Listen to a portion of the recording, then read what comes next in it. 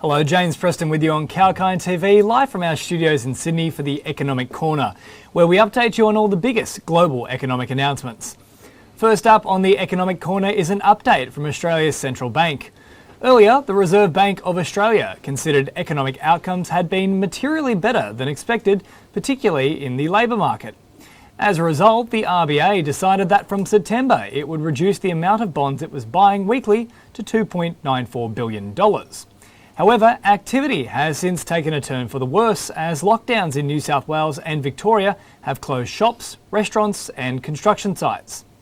Restrictions in New South Wales have been extended till the end of July, while Victoria on Tuesday announced another 7 days of lockdowns, and the state of South Australia will enter a weeks-long lockdown from 6 p.m. tonight. The impact was evident in ANZ's latest survey of consumers released, which found a sharp deterioration in sentiment on the national economic outlook. The overall confidence index dropped by 5.2% last week, the sharpest drop since March 2020, with buying intentions for major items taking a particularly hard hit. There are reports that the blow might be bad enough for the RBA to reverse its decision to trim bond buying and instead maintain the current pace of Australian $5 billion per week. The RBA had already been cautious about the outlook for wages and inflation, noting neither had shown the strength evident in employment and consumption. Moving on to the latest update coming in from the United States and their stand against China. The United States and its allies have accused China of a global cyber espionage campaign. Presenting a united front, the US was joined by the North Atlantic Treaty Organisation, the European Union, Australia, Britain, Canada, Japan and New Zealand in condemning the cyber spying. The US Secretary of State Antony Blinken said that China's spying posed a, quote, major threat to economic and national security. The US Department of Justice charged 4 Chinese nationals, 3 security officials and 1 contract hacker with targeting dozens of companies, universities and also government agencies in the United States and abroad. A spokesperson for the Chinese embassy in Washington called the accusations against China irresponsible. In a bizarre statement, White House Press Secretary Jen Psaki said the White House does not differentiate between Russia and China when it comes to cyber attacks. While a flurry of statements from Western powers represents a broad alliance, cyber experts said the lack of consequences for China beyond the US indictment was quite conspicuous. Just a month ago, summit statements by the G7 and NATO warned China, said that it posed threats to the international order. While Washington and its close allies such as the United Kingdom and Canada held the Chinese state directly responsible for the hacking, others were more circumspect. NATO members merely said that its members acknowledged the allegations being levelled against Beijing by the US, Canada and the UK. The European Union said it was urging Chinese officials to rein in their malicious cyber activities undertaken from its territory. On the other hand, the United States was much more specific, formally attributing intrusions such as the one that affected servers running Microsoft Exchange earlier this year to hackers affiliated with China's Ministry of State Security. Microsoft had already blamed China, and US security and intelligence agencies outlined more than 50 techniques and procedures that China state-sponsored actors use against US networks. So, with this direct attack on China, tensions between the superpowers have now intensified. The United States and China have already been at loggerheads over a number of issues: trade, China's military build-up, disputes about the South China Sea, and also a crackdown on democracy activists in Hong Kong have heightened tensions. That's in addition to concerns surrounding the treatment of Uyghur Muslims.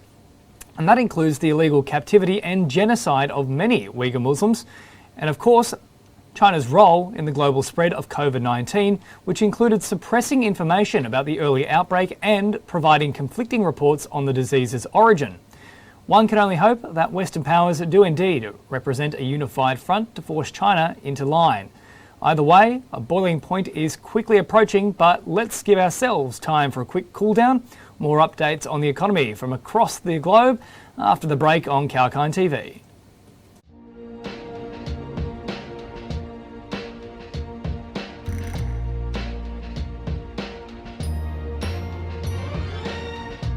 Property by Kalkine. Looking for a dream home?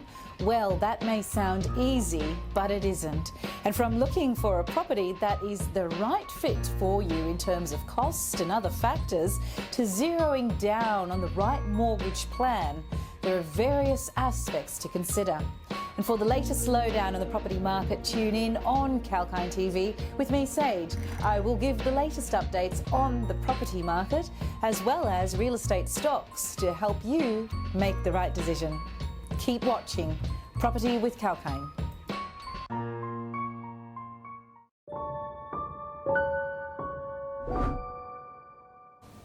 Welcome back. James Preston with you on Kalkine TV, live from our studios in Sydney for the Economic Corner.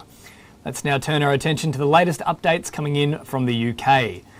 England citizens are largely celebrating following the removal of restrictions across the nation. The nation pushed ahead with its planned Freedom Day on Monday, with all COVID-19 restrictions officially being lifted. This is despite around 50,000 new coronavirus cases being recorded each day. Lifting the restrictions means social distancing and mask wearing is no longer required, while limits on events and nightclubs have also been lifted. The country is one of the first nations to reopen in full, alongside Israel and the Netherlands, with each nation relying on high vaccination rates to stem hospitalisations and deaths from COVID-19. Meanwhile, the top US public health agency placed the UK on its highest tier for COVID-19 levels. The Centres for Disease Control and Prevention placed the UK on a level 4 ranking, a ranking which is reserved for countries with very high levels of COVID-19, and urged its citizens to avoid travel to the country. The CDC uses a 4-level system to categorise international travel destinations as well as US territories.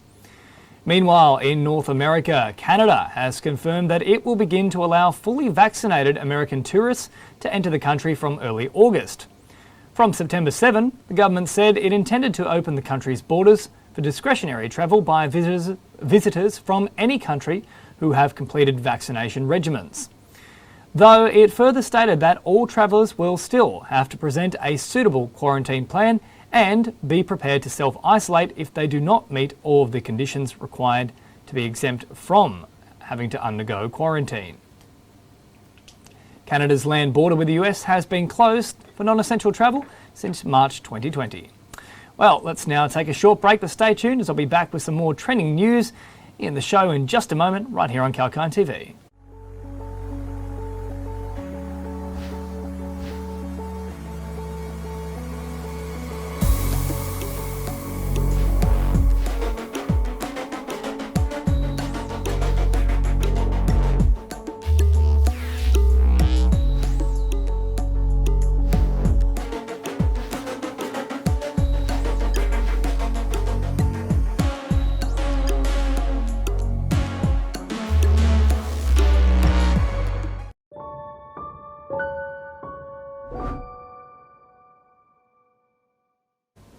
Great to have your company on Kalkine TV. I'm James Preston and you're watching the Economic Corner live from Sydney, and it's time to turn our attention to the US.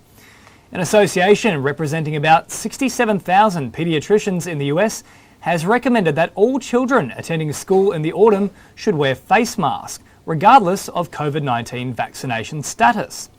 The updated guidance from the American Academy of Pediatrics goes a step further than the country's top public health agency, which had said vaccinated students and teachers did not need to wear masks in schools if certain public health guidelines could be met. From controversial rulings around children to controversial billionaire Jeff Bezos, and the Amazon founder who doubles as the world's richest man will fly to space today with his younger brother Mark, 82-year-old aviator Wally Funk and 18-year-old Dutch student Oliver Damon. Today was the date selected due to the anniversary of the moon landing. On the sports front, with the Tokyo Olympics quickly approaching its opening ceremony launch this Friday, the International Olympic Committee will hold a session to announce the 2032 Games host. It's anticipated an announcement will be made shortly after the completion of this year's Tokyo Games. From the earnings front, Netflix, Philip Morris, UBS, Chipotle, Manpower Group, Halliburton, Remy Cointreau, Electrolux and Volvo will all announce their fiscal year results today. BHP will also announce its fiscal fourth quarter production report. And lastly, the US House Energy and Commerce Subcommittee will meet today to examine the threat of ransomware a day after the White House accused China of being behind a worldwide cyber attack. As always, plenty happening in the world, and plenty of it is chaotic. I'd just like to take a brief moment to remind you to take a breath. Think about what your loved ones are doing. Think about them, hold them tight, and make sure to focus on what makes you happy and try and find some solace in that moment. And of course, look after yourself and those close to you. I'm James Preston for Kalkine TV.